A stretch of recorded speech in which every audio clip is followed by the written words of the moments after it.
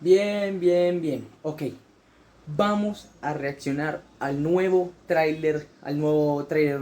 gameplay que sacó en el State of Play Naughty Dog de The Last of Us Part 2. Así que vamos a darle duro. Vale, voy a poner la cámara acá. Ahí estoy yo, hola. Y vamos a verlo. Enfoca con subtítulos en español.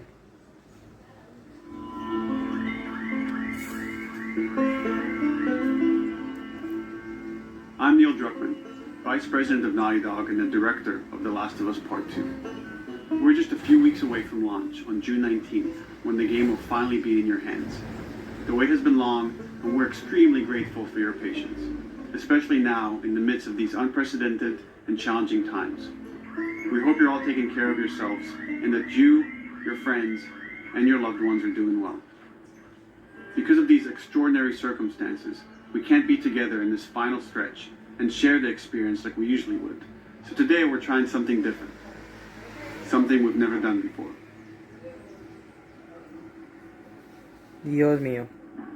Over the next 20 minutes or so, we're going to give you an in-depth look into what awaits you in The Last of Us Part 2, including new details about the gameplay experience and story.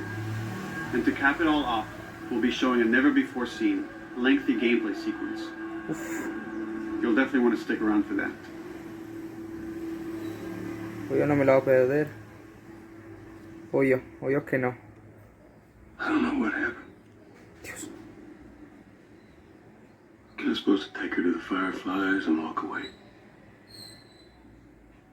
They were actually gonna make a cure. The only catch, it would kill her. The Last of Us Part 2 picks up Ellie and Joel's story several years after the events of the first game. Ellie and Joel have settled in Jackson, Wyoming, amongst a thriving community of survivors. With the threats of the world kept outside the town's walls, Jackson has been able to find relative peace and even stability. Ellie is now 19, lives on her own, and has been able to forge lasting relationships. How would you rate our kiss from last night? However, this peace is short-lived. Jackson and Ellie suffer a violent and traumatizing event. Ellie sets off back into the treacherous outside world in search of retribution and justice. Her journey will take her to new parts of the country previously unexplored in The Last of Us. The story spans multiple seasons and climates, from the snow-capped mountains of Jackson to the lush Pacific Northwest. Each introduces a wide range of exterior and interior environments for you to navigate and explore, rendered in meticulous detail and unprecedented scale with the latest iteration of the Naughty Dog engine. Our goal was to make these environments not only beautiful, but feel as grounded and authentic to the cities they're based on as possible. Much of the story unfolds in what remains of Seattle, a massive former quarantine zone.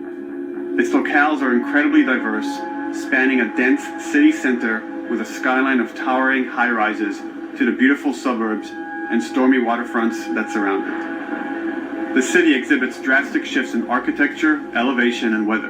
And with Part 2, we've introduced new traversal mechanics that afford greater exploration and ways to navigate threats. Ellie is not only able to climb and jump over gaps, but she can use ropes to scale vertical terrain or swing over obstacles, allowing you to discover new areas, resources, and side narratives. These more open environments also create new strategic considerations in combat, whether it's to get the jump on enemies or bypass them entirely. The Last of Us Part 2 features some of the largest environments we've ever created. Horseback riding will allow Ellie to quickly cover some of these expansive terrains. Some streets are so flooded that a boat is required to navigate them. However, the world of The Last of Us is as lush and inviting as it is deadly. As Ellie uncovers the path to finding those who have wronged her, she must face the many threats of this unknown city. In the wake of the pandemic and the fall of the quarantine zone, Seattle has become a war zone. where two warring factions find themselves in an ongoing conflict for territory and resources. One of these groups is the Washington Liberation Front, otherwise known as the WLF. The WLF are a militia group that began as resistance to the military occupation of Seattle and eventually wrestled control of the city from them. They are highly trained, organized, and well-equipped with weapons they stole from the army. They occupy much of the city, imprisoning or killing trespassers on sight. Hey, we got another trespasser. A girl. Did you see her?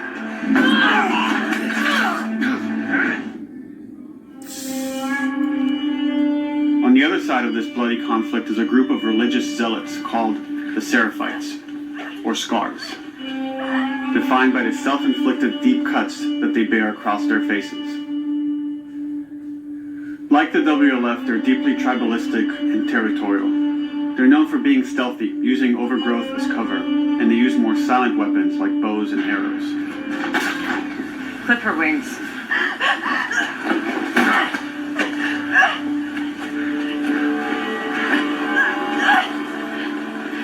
But beyond this conflict among survivors, the threat that originally brought the world to its knees is very much present. Every human is in danger of falling victim to the infected. They are the recently infected runners, who are more numerous and aggressive in this game. The blind but extremely deadly clickers, and the stalkers, who sneak and hide until they're ready to attack, surprising their victims with extreme agility and brutal violence.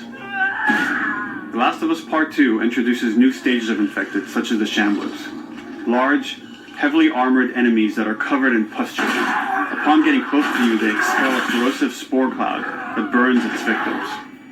But our most terrifying and lethal new forms of infected will have to wait until you play the game for yourselves.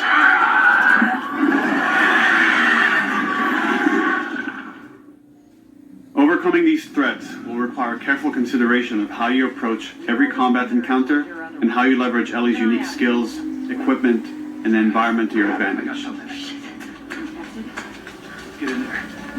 The WLF patrol the streets of Seattle with guard dogs, which are capable of detecting and following you, even while in cover. You think this guy's connected to the... They can pick up your scent and alert their handlers to your presence. Listen mode will reveal your scent trail, so keep moving and cause distractions to avoid detection. They could be hiding anywhere. 25 years after the pandemic began, the world is completely overgrown. Use tall grass to hide from enemies and go prone to stay out of sight. However, this form of analog stealth means you're never fully hidden. If enemies get close enough, they can discover you, even in grass. When Ellie is overwhelmed, running away is a viable option.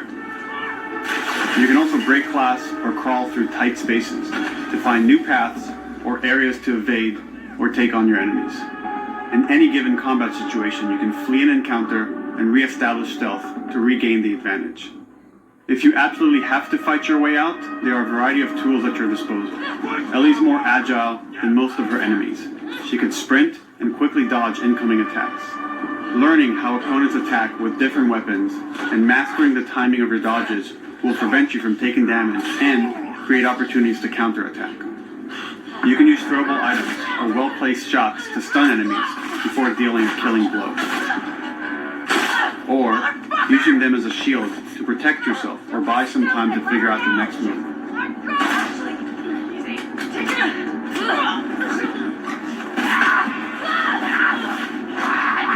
Ellie isn't always alone on her journey. Allies will take part in helping you navigate the environments, spot enemies, and meaningfully help you in combat encounters. Back off!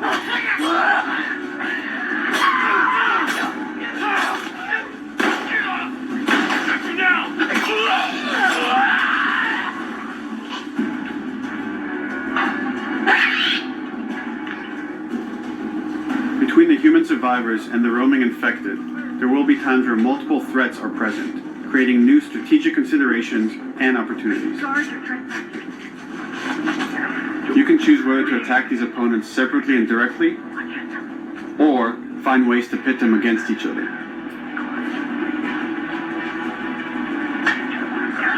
flee if they fight, or wait until their numbers have thinned out and engage with whomever is left.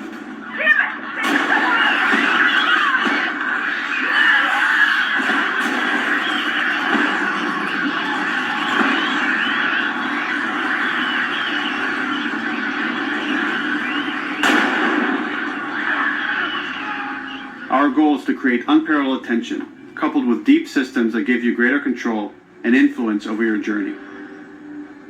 As you play, you'll be able to invest in a broad collection of crafting items, weapon, and player upgrades through training manuals scattered throughout the environment and scavenging for ingredients. These skills and upgrade manuals cater to a variety of playstyles, and the choices you make will create your own distinct experience. We also wanted to extend that agency and personalization to your weapons through our new workbench system.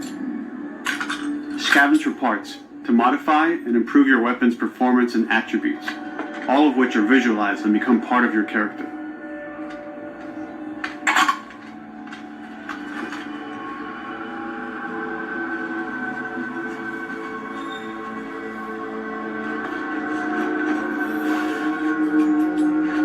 Survival will also require using the parts and ingredients that you'll find in the environment, which can be crafted into a wide range of defensive and offensive items, like proximity mines, explosive arrows, pistol suppressors, and more.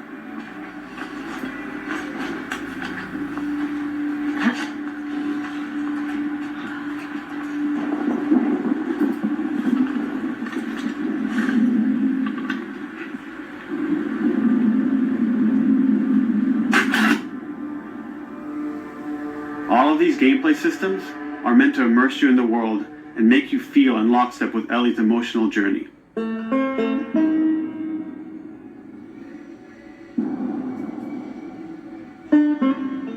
As we've said before, this is Naughty Dog's largest, most ambitious game. It may seem like we covered a lot, but we've only scratched the surface of what it's like to play The Last of Us Part. We can't wait for you to experience it all for yourself on June 19th. Until then, here's an extended sequence of never-before-seen gameplay. Enjoy. Ok, antes de ver el gameplay, obviamente lo voy a hacer en dos videos diferentes porque no quiero que el video se haga muy largo. Lo que vamos a ver a continuación, porque apenas lo voy a grabar, es bastante genial. Acá tengo camisas de The Last of Us, así que vamos a ver el gameplay. Y pues para otro video, que hoy va a ser creo que el mismo día o un día, y hoy subo este que acabo de hacer, que fue lo último que dijo DRUCKMANN y su equipo desde que salió el 19 de julio, y después el gameplay, así que... ¡Puta, qué ofertón!